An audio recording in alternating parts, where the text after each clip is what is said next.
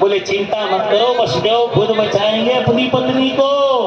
और कैसे ही कंस ने तलवार उठाई तो वसुदेव रोने लगे। और जब वसुदेव जी रोने लगे तो कंस ने कहा, जीजा जी आप क्यों रो रहे हो?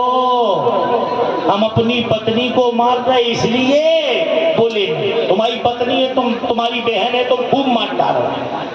हमारी पत्नी है, हम इसलिए रो रहे हैं कि हमारी पत्नी के मरने के बाद हमें देवकी जैसी कई पत्नी मिल सकती अम्मी राजा के, लेकिन तुम्हारे जैसा दमंग साला नहीं मिलेगा, इसलिए रो रहा हूं महाराज। कंस बोले यार जीजा जी तो बहुत विद्वान आदमी है। बोले जीजा जी कोई तरीका है कि बहन भी मर जाए और मेरा दुश्मन भी मर जाए? बोले जेल में डाल देता हूं। जेल में डाल दिया। पहला पुत्र हुआ कीर्तमानो भद्रसेनो सुखेन यो देवयान देवलो महास्त्रतो पुत्रो षष्ठयो देवकी सुता। देवकी के 6 पुत्र हुए और कंस ने 6 बेटों को मार दिया। वो भी नारद जी ने मरवाया। देवता बोले इन्हें क्यों मरवा रहे? बोले जब तक हम इन्हें मरवाएंगे नहीं तो कृष्ण भगवान काय को मारेंगे अपने मम्मा को। भाई लड़ाई भी तो चाहिए, किसी जगह झगड़ा करना है तो मारपीट तो होना ही चाहिए। भाई हमारा नियम है जब तक मारपीट नहीं होती हम झगड़ा नहीं मानते। हमारा झगड़ा तभी माना जाएगा जब हम दांत खड़ा उसको मार दें, नहीं तो कोई झगड़ा नहीं, बातों से कोई झगड़ा माना जाता। कहा महाराज अब बोले 6 पुत्र मर गए, 7वां कौन बनेगा? बोले 7वां पुत्र एक काम करो, लक्ष्मण को बना दो। लक्ष्मण से कन्हैया ने कहा शेषख्याम धाम मामकम लक्ष्मणो तन पुत्रया। हे लक्ष्मण तुम देवकी के पुत्र बन जाओ। लक्ष्मण बोले सुनो महाराज, जिंदगी में अगर असल बाप के होंगे तो तुम्हारे साथ जन्म नहीं देंगे। बोले क्यों?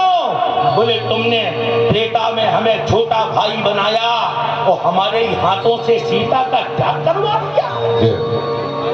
हम आपको अपना भाई नहीं बनाएंगे।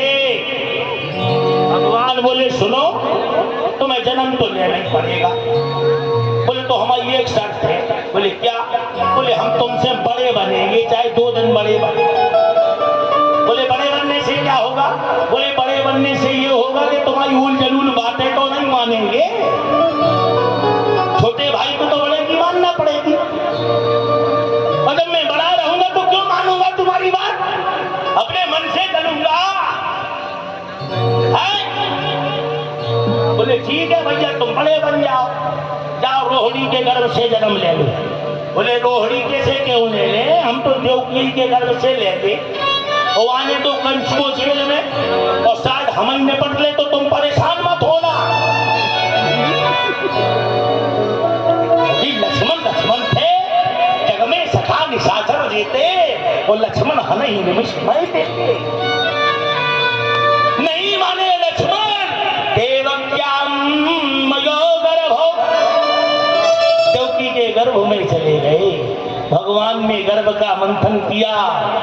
गर्भे प्रणीते देवक्याम रोहिण्यास्तनयो गतः।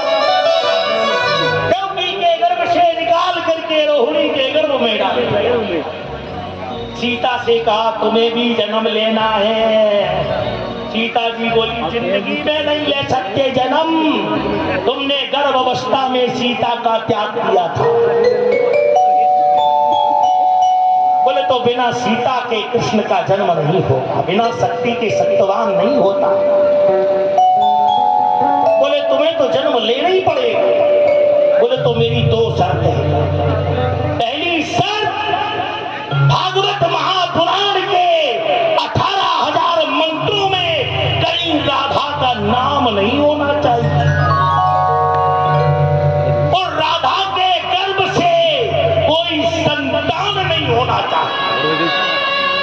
इसलिए न तो राधा के कोई संतान है और न राधा जी का भागवत में कहीं नाम है। श्री नाम से संबोधन है, राधया नाम से संबोधन है, लेकिन राधा शब्द भागवत में कहीं भी नहीं है। अगर है तो माई का लाल जो हो मेरे सामने बताए।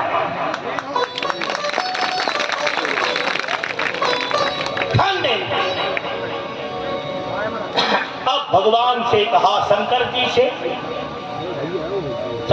से कहा, महाराज तुम्हें भी जन्म लेना है। शंकर जी बोले, महाराज हम तो तुमसे हार गए, हम तो जन्म ले नहीं सकते। क्यों? बोले जब समुद्र का मंथन हुआ और जहर निकला तो आप ही ने कहा था जो सबसे बूढ़ा बुजुर्ग हो उसी को जहर पिला दो। हमने तो शंकर जी को जहर पिलाने की कोशिश की,